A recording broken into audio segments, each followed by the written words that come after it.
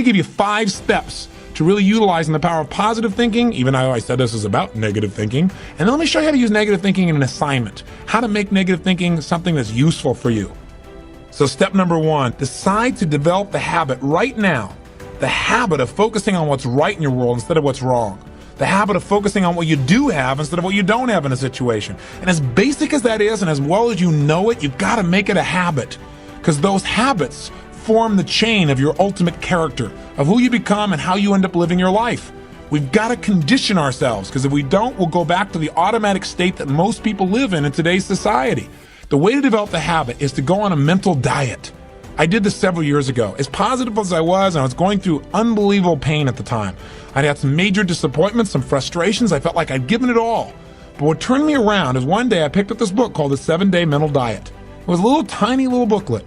And all the booklet really did was, for about 12 of the 14 pages, it challenged me to really see if I could really truly, for 7 days, live my life without one negative thought. And it kept saying throughout the book, now don't just say, yeah, I can do it, and don't just say, I'm going to do it. Think for a while before you commit to this. Don't actually commit unless you're really going to do it for 7 straight days, no matter what. It doesn't mean you don't have a negative thought. It just means that if you have a negative thought, you don't speak it. You set it aside, you forget about it, or you replace it. If you say something negative, you go erase. What I really mean is this. Or you say, that's not what I mean. Here's what I mean is this. And you immediately focus on something good. It's not that nothing negative ever comes out. It's that you immediately do not allow yourself to hold a negative feeling, a negative thought for 7 straight days, day and night, even when it gets tough, even when somebody disappoints you, even when you get frustrated, even when you give your all and it still turns up lousy. Listen, if all I did was rant and rave on this tape and you didn't listen to anything else I said, but you took on this 7-day challenge, you can't believe what it'll do to your life. Now, I got to tell you, when I first read the book, I thought, wait a second, being positive isn't going to change my life. I got to deal with the real problems around me, those real challenges that are out there. I don't want to just be positive. Somebody says, how's it going? I go, I'm doing great. And they go, why? You go, I don't know, but I just feel good. I don't want to be that way. I want to be real. I want to be on top of things. But you know what? I thought, wait a second. I can be positive about solutions. I can still notice that there's some challenges out there without being negative about it. I can look at the challenges and say, okay, here's what's good about this. Here's how we can use this. Here's how we can turn this thing around. And continue to focus on that. So I took on the challenge for 7 days, changed my life. Now, by the way, one of the keys is you have to have 7 straight days of being absolutely positive. Not one negative thought, not one negative expression that you hold on to. Got to let go of it immediately. If you do not do this, if you're 3 days into it and you do well, and then you have a bunch of negativity, you got to start over. And you know what? After you go about 4 or 5, 6 days in a row doing really well, something major negative is going to happen. How's that for some positive programming? But what it is a test to see how committed you really are. I'll tell you something, after 7 days, you feel like a different person. People around you respond to you like you're different as well. All you want to do is establish the habit of noticing what you do have instead of what you don't have. Noticing what's great about a situation versus what's not great. Focusing on solution instead of problems. That's what changes your life. Here's key number 2. Instead of judging yourself and others, decide, remember these are decisions, decide right now to become curious instead of judgmental. But remember, when you find fault in other people, when you start noticing constantly how they've wronged you, how this person is not good enough, or they're too egotistical, they're too proud, or they don't really care about people, as soon as you start judging other people, you just got to remember something. If you start judging other people, you're going to also start judging yourself intensely. If you're angry at other people, there's a very good chance you're angry at yourself as well. Maybe you need to perceive more and judge less. Maybe instead of finding fault with other people, without really thinking about what they've gone through to be where they are this day, maybe we can get really curious about what's making this person be in the state they're in, or what's the motivation behind this person's anger. For example, a lot of times we think somebody's being negative or angry or we're frustrated with them, but we never bother to find out what's really going on. I know myself, I was at a party recently and I fell prey to this. There was a woman who came to the party. Everybody behind her back was talking about how unbelievably egotistical this woman is, how negative she was. But you know what? I sat next to her at dinner time and I got a chance to really find out who she was. I got curious about her. And I began to find out about all the pain she'd been through in her life. When I realized was this woman was just barely hanging on to her life. She just needed to know that people cared, but she was so afraid of being rejected that she put out this ego because she didn't want someone to reject her, so she figured she'd reject them first. And I got a chance to really know her, and she was a wonderful person. I'll tell you something else we've got to be careful of that ties in with this, our being judgmental.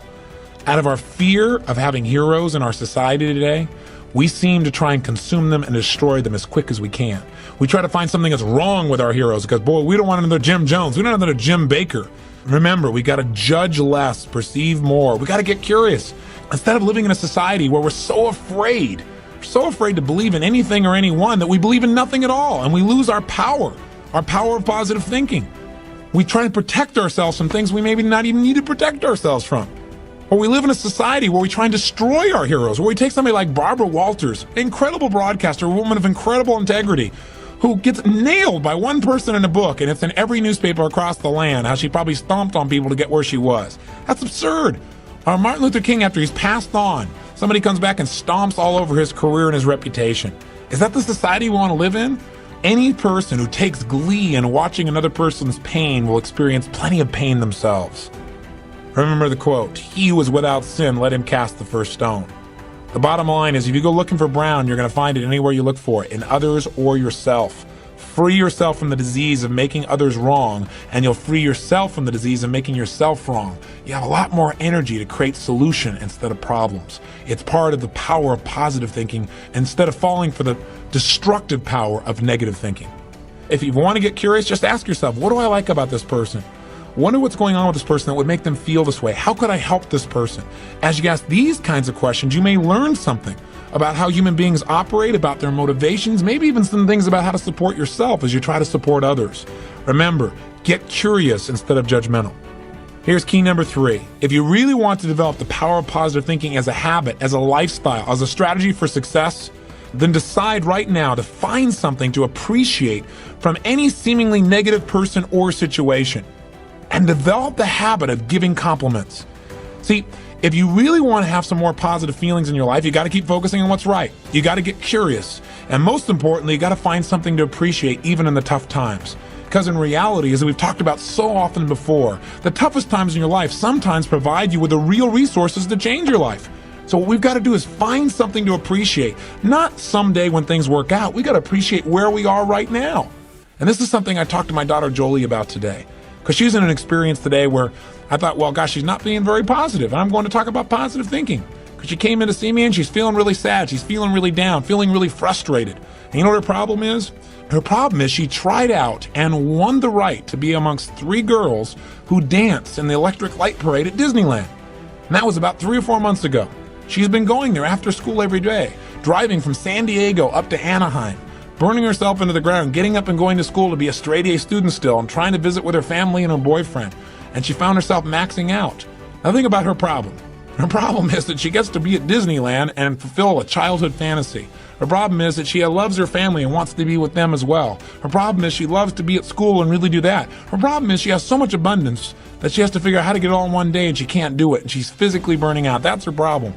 And you know what? She says, gosh, I want to be home. I want to be with you guys and all these things. I don't want to miss out on all this great time we have together. I want to be with you guys. And gosh darn it, you're successful. And you can make it through this too. It's the thing that'll pull you through. Faith is still the power. It's your ultimate power.